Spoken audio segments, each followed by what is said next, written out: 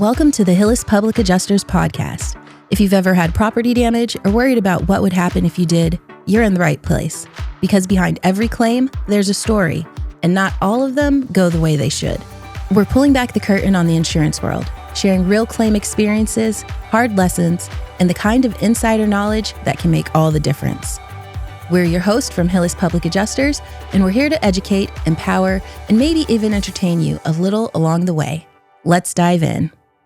Hi, everybody. So today I am here with some of the boys of Hillis Public Adjusters. I have Lou, Brendan, and Jason. How are you guys doing today? Good. Doing well. Great to be here. So we're going to get it started and just give us a little intro about yourself, a little brief bio. Well, I've been in the industry for about 37 years. I spent some time at Allstate Insurance Company. I made the transition over to Hillis about 17 years ago. Oh, wow. Yeah, time flies. And I'm the general manager at Hillis, and I also handle first property claims. Nice. Brendan? Been in the industry for about 3 years. Whoa, opposites over here. Opposites indeed, but I'm learning from the best over here and just gained a lot of great industry knowledge and handle first property claims and love helping people out. And Jason. Yeah, hi. Vice President of Operations for Hillis. I'm also a licensed public adjuster in 11 states around the country. Been with Hillis full-time since 2011, so 15 years, but started summer interning in my college weekends home from Penn State. Got myself licensed July of 2009, so been in or around the adjusting business myself in first-party property claims for about as long as Lou has. On this side of the table, that is. One of the things that I handle from a day-to-day basis is our compliance, our operation overall. And as Hillis has expanded throughout the years in my position, we now have, I believe, 26 different states that we're licensed in around the country, which comes with a lot of different compliance-related things, licensing updates, continuing education requirements, all of the fun stuff that no one wants to do. Falls on me to handle, and I love every minute of it. So that's me in a nutshell. So Jason reads all the fine print. Yeah, all the fine print from the states, from the territories, and also in the policies and everything else in between. But it's part of what we do. So Jason, you mentioned you're licensed in 11 states. Yeah. Lou and Brendan, how many states are you licensed in? I think I am also licensed in 11 states. 11. 3 states. 3 states. So Hillis is in 29 different states now. I didn't look this morning, but I think it's 26 or 27 different states. 26 or 27 different states. Yeah. It's pretty awesome. So pretty much wherever there's a claim, Hillis can go, right? And except Alabama. Except Alabama. Why Alabama? They actually don't recognize public adjusting as a licensed individual or entity. It's not possible to get a license there, and if you practice there, you're violating the law. So it's a no-no in Alabama. I believe there's one other state. I just can't think of it. But other than that, anywhere where a license is offered, we'll get it and go there for any of our clients that need us. So interesting. So Lou, you've been doing insurance for 37 years, and you said you've been with Hillis now for 19 years? 17 years. What brought you to public adjusting? And I'll ask you guys the same question, like, what made you choose public adjusting? I think for me, being on the company side for so long, it was basically time for a change, I think. The times are ever changing at the insurance company, right? Things are not the way they used to be. The belts are getting tightened. People are telling you how to handle a claim. You need authority for every single thing that you do. It just didn't feel like we were helping the policyholders out the way that we should be helping. And, being there 20 years, I know a lot of people, and I knew Bob, and we started to talk and, worked out. So I came over to Hillis, and I have no regrets at all at this point. Because I feel like I'm helping somebody, it's like very self-gratifying, when you're able to settle the claims and see the smile on people's faces and getting their lives back together. So much better, I think, on this side for me personally. Yeah, I agree with that. That's one of the things I love about working here is that I do feel like we're genuinely helping people. Right. So Brendan, what brought you as a new adjuster into public adjusting? So it kind of stemmed from a personal thing. I saw my family go through a insurance claim, and they got wrongfully denied. And actually, one of our great adjusters, Dan, came in, helped them get everything that they were entitled to. So I kind of saw firsthand how even though you pay for your insurance policy, it doesn't always uphold the principle of indemnity. So that kind of brought me to it. And then after seeing Dan and talking to him, he brought me into the industry, and I've gotten to help a lot of people out. Similar situations where claims have been denied, someone, going back and forth and getting them taken care of the way that it should be. That's awesome. Jason? Yeah, for me, I have kind of a mixed side of the story, but I started, like I said, summers home from Penn State back in 2008. I think it was my first year in the office. Laura is my wife. She's also the vice president of the company and Bob Hillis's daughter. So it was kind of just let's see what I can do for the business in the short term while I'm home from college. It worked out that way. Next summer I came back. We went from about 5 or 6 people in the office my first summer to I think every possible nook and cranny imaginable was filled in this office. I mean, when I say exploding in size, it's probably an understatement, but that second summer we went probably up to 35 or to 40 desks that we had in the office. Oh, wow. It was insane. And part of what I was tasked with then was making sure everyone that was starting in the adjusting side had their licenses in order, was able to take all the exams they needed to, get all the credentials they needed. So I kind of put together an outline from scratch on how to do that in our home state. And in doing so, I was like, well, it'd be silly not for me to try to get a license at this point, even though I'm still a college kid. I haven't graduated yet.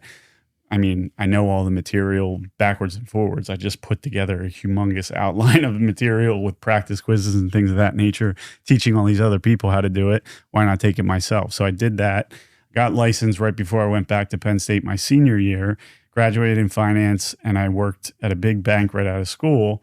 Did that for about a year and a half. And I just, like Lou kind of was saying on the company side, it's just, you're under a lot more restriction when you're working for a big company. And the bank I work for is the largest in the world now. At the time, they were pretty much up there as well. But it was also after the 2008 economic collapse. And so things were uncertain in the banking world. I was getting moved around a lot. I didn't love it. And I just remember vividly the conversation. I was driving somewhere with Bob in my front seat. And it was right after Hurricane Irene had hit in the end of August of 2011. And it was around September, and he could tell I wasn't happy at the bank. And he said, well, look, you're always welcome to come back. We could always use the help. At that point, they were getting calls and calls and calls because hurricanes don't usually come through our back door in the Philadelphia area. This one hit everywhere from our front door, back door, and everything to the shoreline over. So we were getting all these calls for these hurricanes, and it just became so inundated with volume that they needed all the hands they could get. I had my license already. It was a good fit. I wasn't happy at the bank. Came back to work October 31st, 2011, and have never looked back. So from there to today, I can't tell you how many different policies I've read, but I could tell you that they're all different in some way, shape, or form. And so are the claims, and so are the clients that we handle for everything. So it's an interesting job that keeps me on my toes. It keeps me learning. And I think that's one of the most valuable things that I could take out of every day. I think it's we spoke with Bob in our last podcasting session, and one thing that everybody said in common about him is he pulls people in. So it sounds like Bob kind of pulled you in a little bit, and Definitely you a too. motivator. Right. Definitely a motivator. He is. He's a good communicator. He gets people going. So it's awesome working in his company and getting to see it grow. And you both have been here for quite some time. So you've seen a lot of changes and development happen within Hillis.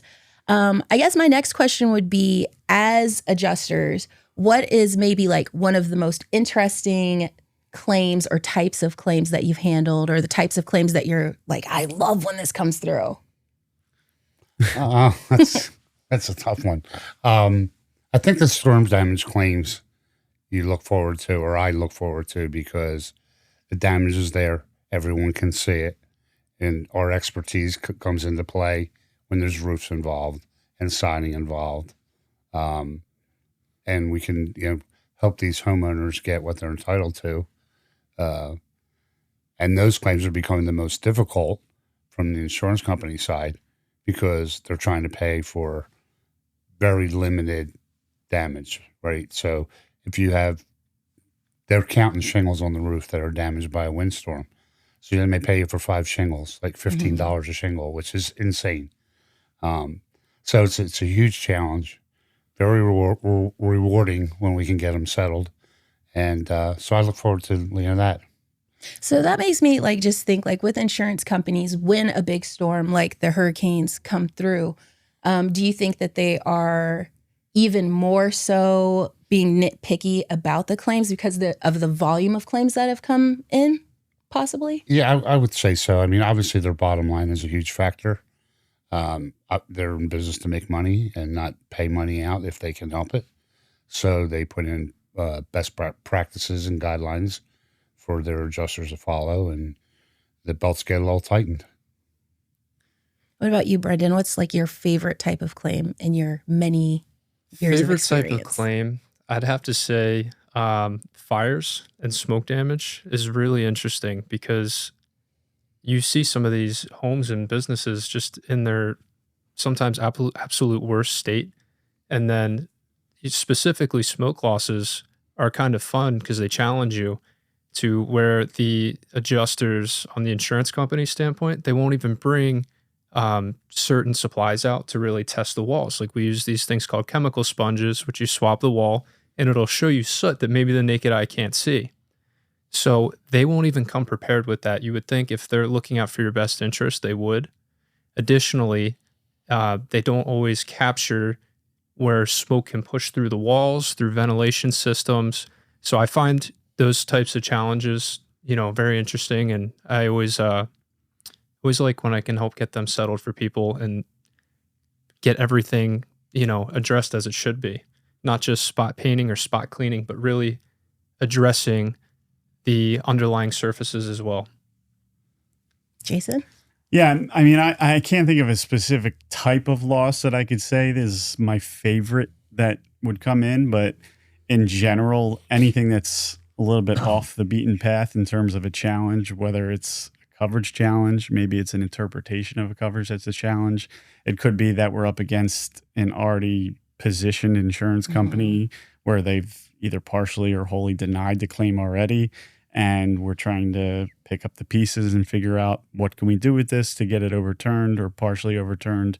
And anything where you just kind of have to take what you have and fit it into the best possible end result for the client. And that's what I love about our business is that there's no playbook that you can open and say, okay, this is the damage in question and here's how I need to tackle it. There's a framework, sure, but at the end of the day, we have to be ready for anything. And one of the things that's interesting about insurance policies that most people don't realize is that it is a contract and the insurance company writes the contract. So what that means by the legal definition is that anything that's ambiguous in the contract in play is going to be favorable to the insured in a court of law when it's interpreted. So we have to look for things that are not in a 300, 400, 500-page policy that's 2 or 3 columns per page and double-sided.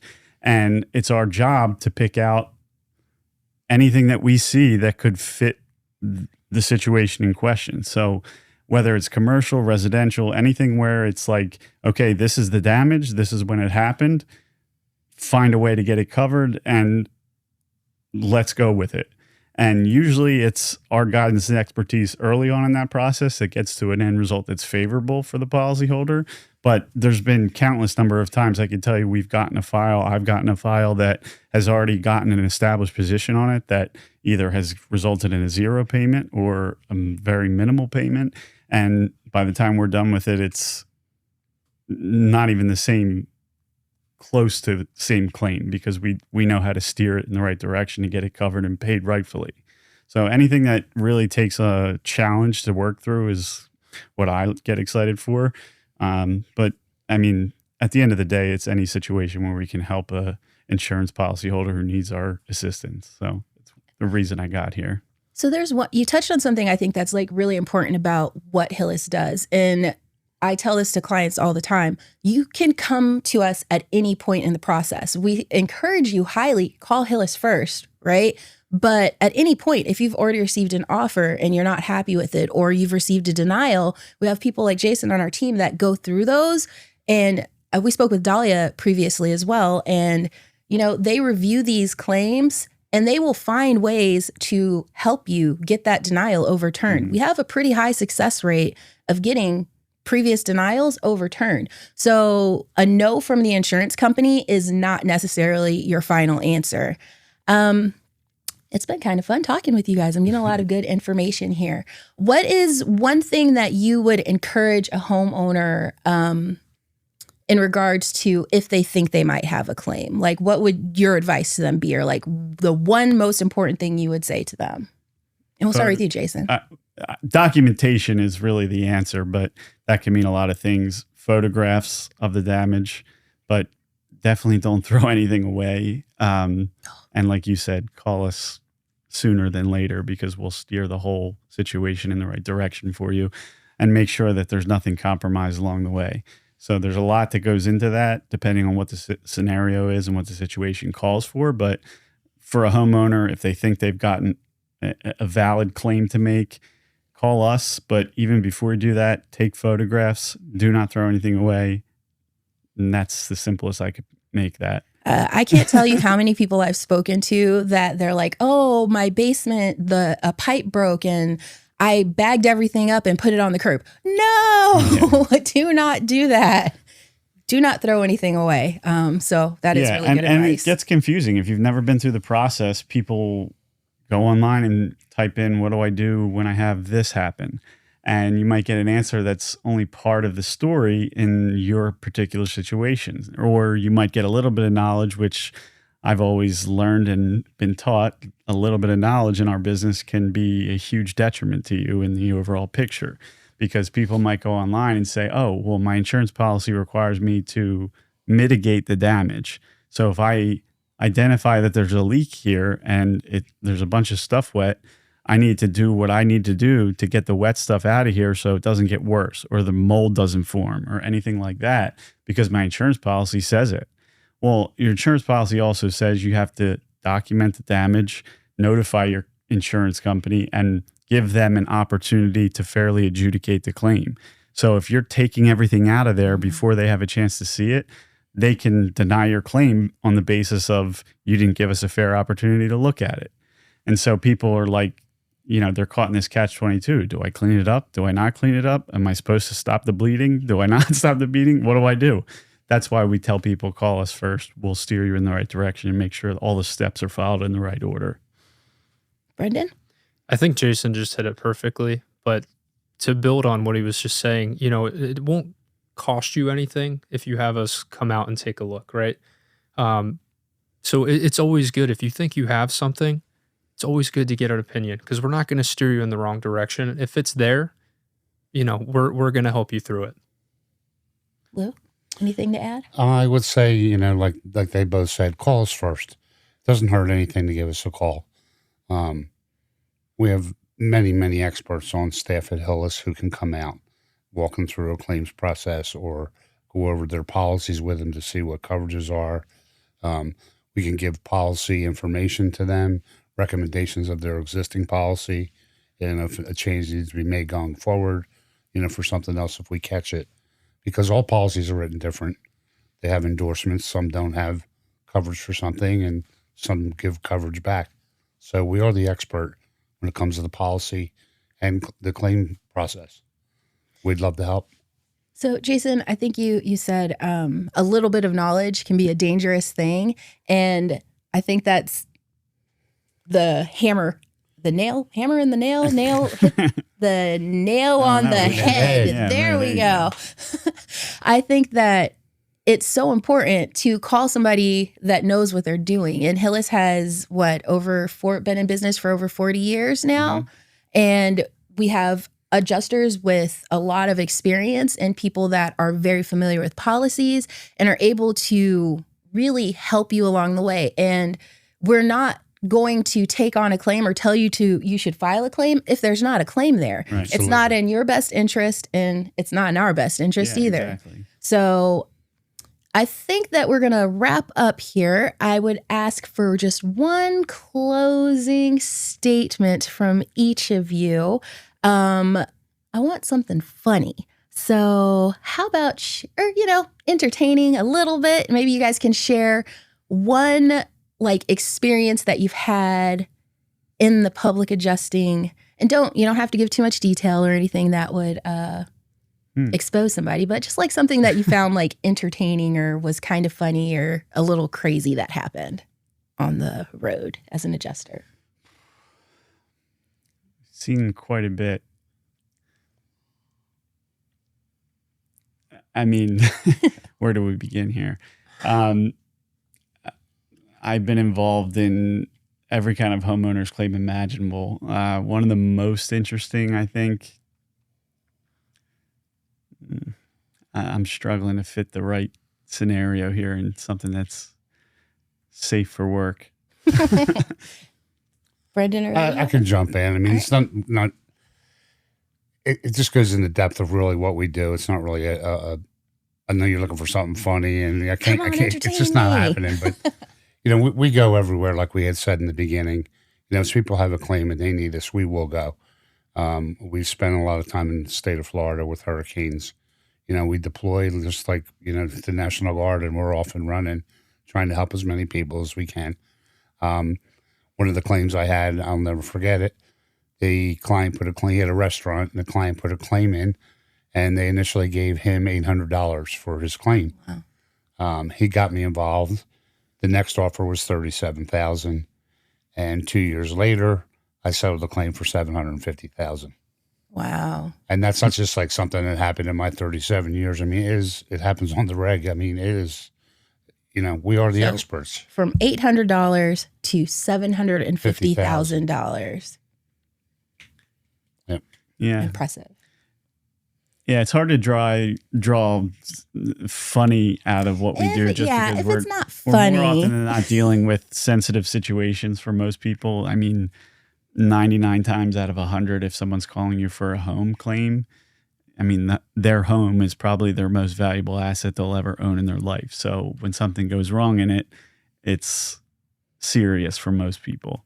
But like Lou said, I mean, we get involved at any stage, and in the vast amount of claims that I've seen, I can tell you that even if we look at a situation for a client and give them our time and diligence in reviewing it, and then ultimately say, this is not a good claim for you to make, and here's why, or we can't help you, and here's why, that client's going to call us back a year, 2 years, 10 years later, or refer us to someone who might need us down the road because we've earned their trust. And that's the biggest and most valuable thing that we can offer any of our clients. And part of the reason that I constantly say that Hillis as a team is so different than any other adjusting company out there is because we are a true team that has a wide depth and breadth of experience to handle anything from a row home in Philly to a multi-million-dollar commercial loss in the middle of Ohio.